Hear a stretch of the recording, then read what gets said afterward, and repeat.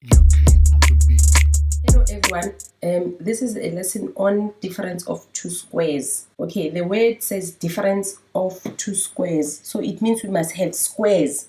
So we're going to start with square numbers. What is a square number? A square number is a number that you get when you multiply a particular number by itself.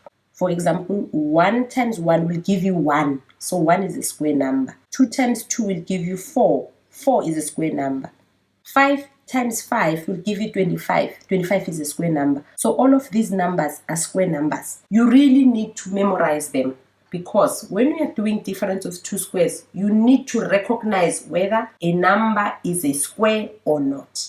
A square variable is a variable that have an even exponent or power. This means the same thing. So when you look at this x to the power 2, 2 is an even number. The variable is a square variable. Y to the power 4, 4 is an even number, so the variable is a square variable. As long as you have a power that is even, an exponent that is even, then the variable is a square variable. So you need to look at that. Let's look at example on how to do difference of two squares. Difference of two squares. With difference of two squares, the name difference mean you must have a minus between them. Two squares, you must have square numbers. So the first thing, it must be a binomial. A binomial means it must have two terms. When you look at my example, it has two terms. The next thing, the numbers must be squared and the variables must be squared. That's why it's called difference of two squared. So 9 is a square number, square variable, square number. So it qualifies. Then there must be a minus between them. So it has a minus between them. And then the other thing, the sum of two squares cannot be factorized. If you have a squared plus b squared, you can't factorize that. If they give you that in an exam, you write it again. You can't have two brackets and factorize it. Okay, let's look at the first example. Right, 9x squared minus 16. You say equals to, because it's an expression, you're going to have equal sign at the beginning.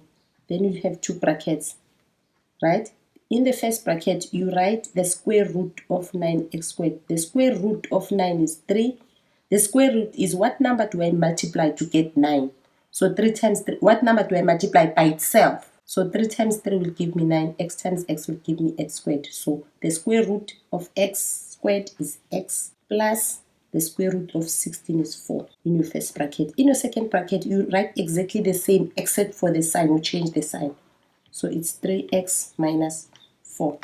This is how you factorize the difference of two squares.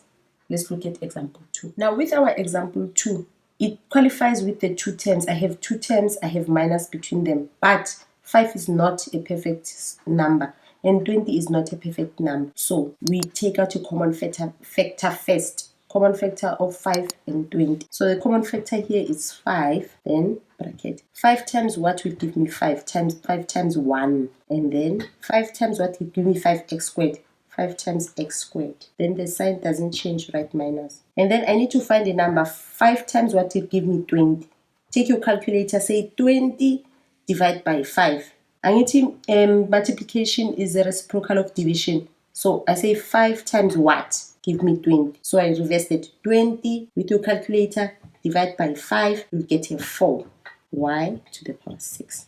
So 5 times 4y to the power 6 will give you 20 to the power 6.